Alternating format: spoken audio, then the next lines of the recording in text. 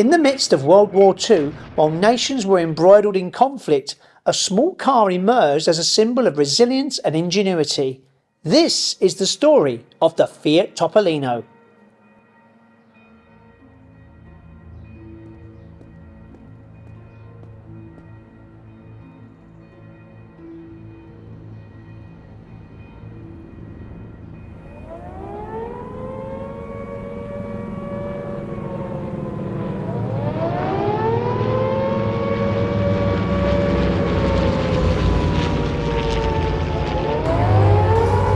What's she doing?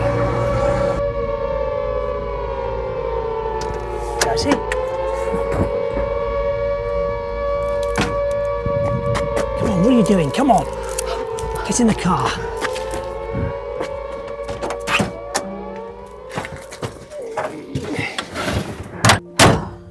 What were you doing, Gertie? Don't you jolly well know there's a war on? I was simply picking blackberries. I was going to make a crumble for our Sunday dinner. What's wrong, Gertie? This is not your car. It's my new one, actually. What is it? It's a Fiat 500 Topolino. Don't you know there's a war on? What's wrong with a Triumph or a Armstrong Siddeley? Gertie? Gertie! Gertie! Come back!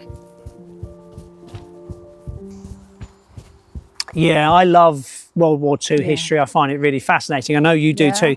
But if we think about the Fiat 500, it was this very cute, popular car back in the 1950s, 60s and early 70s, only to be relaunched again in 2007. And wherever you go, you see a Fiat 500.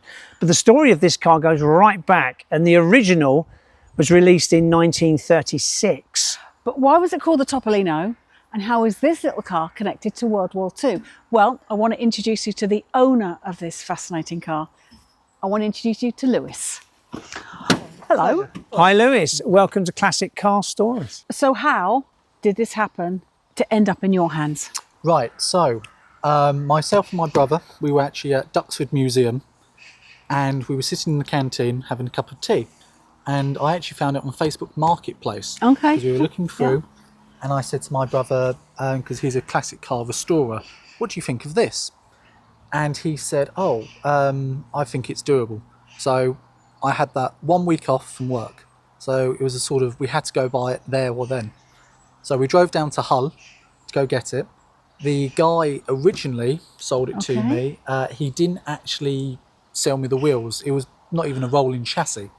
With a box full of just random stuff for it as well. So we had to put it on some planks of wood to get it back on the trailer. And then we got it back, and he's done an absolutely superb job at restoring it and doing everything he possibly can to it to make it what it is today. Brilliant. Now let's go back to where this is connected to World War II. So tell us how that come about. Well, 35,000 of them were actually given to the German troops by the Italian government under sort of like the Germans' version of their Lend-Lease Act. Mussolini was very big on the idea of getting Italy motorised and moving, like what was happening in the 1930s in Germany. So he come with a deal with the Fiat factory and decided to start churning these out. But in the early part of the war, when the Germans were first going over to Italy, they couldn't get a lot of their vehicles over fast enough. So the Italian government gave them a grant of multiple Topolinos in all different variations to be given to the German services. So an awful lot of them were deployed in Italy, and we mainly do Italian front. So hence why we've got all the tropicals and all this sort of colour. But this one was actually given to the German Kriegsmarine, or the German naval forces. So it was used for various different roles, but it was mainly given to them, and it was only ever used on the naval base to take Italian seaplane pilots back and forth from the planes. Until, of course, it was captured by the Greeks. As the war began in 1939, the Topolino found itself repurposed for military use. Its small size made it ideal for navigating the narrow streets of war-torn cities and rural areas.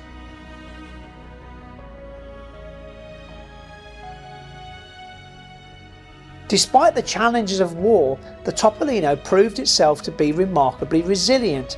Its simple design allowed for easy repairs, and its fuel efficiency was a boom during resource shortages. After the war, the Fiat Topolino continued to serve as a beloved vehicle for families and businesses alike. Its legacy as a symbol of hope and recovery in post-war Italy endures to this day. But what of this Topolino? So let's fast forward to the 1960s. Then what happened? Well, the chap who I mentioned about earlier, he actually brought it back from a holiday in Greece. Because he was originally captured by the Greeks when they invaded Italy and brought it back. Okay. And he did all kinds of modifications to it because he was very big into the hot rod scene. Yeah. Especially in the early 1950s and 60s. Like, very popular to modify these. And he did quite a lot of, shall we say, questionable modifications to it. Okay. So, obviously, we've tried to restore it to the best we can. And if you look at it now, obviously, it's the best that we probably have for it. Now, you're involved heavily in reenactments, aren't you? Tell us about that. Well, I've been reenacting about 10 years now. With very particular with this unit that I am at the moment, we are Fallschirmjäger 3rd Division. Okay. And we are very much a battling group. So this vehicle has to earn its keep through our battles. So we're very much a case of form over function, shall we say. So it's not a set piece, it's very much out there doing all the battles. Because I've had about 5 or 6 different people in here taking them back through the battles, getting them out and stuff like that. I mean, even if you looked very closely in here, there's still like spent shells of the blank fires and stuff that we've used from the battles. And we keep them in the best condition we can, but we still keep them in combat ready position as well. So they're not super shiny, but they are combat ready. So why is it called a Topolino? Well, I can answer that question. Come forward. Okay. You see, in Italian, Topolino means little mouse. But if we crouch right down at the front of the car, if you concentrate and focus on the grille and the lights, something magical is going to happen. You see, come closer and focus on the front of the car. Can you see it? Resemblance? Yeah. Mickey Mouse. You see, the Germans' nickname for this car was Mickey Mouse.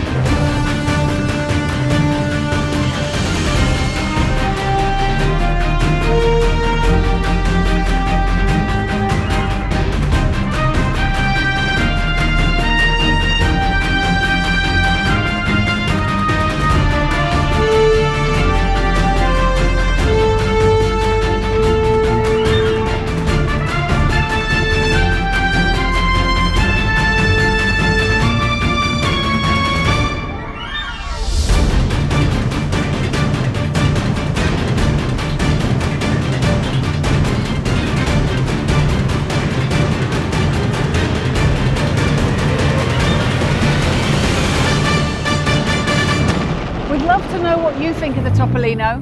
Don't forget, put it in the comments below. And as always, to share and to like and make sure you subscribe. But if you like stories about classic cars, then stay tuned and watch this video.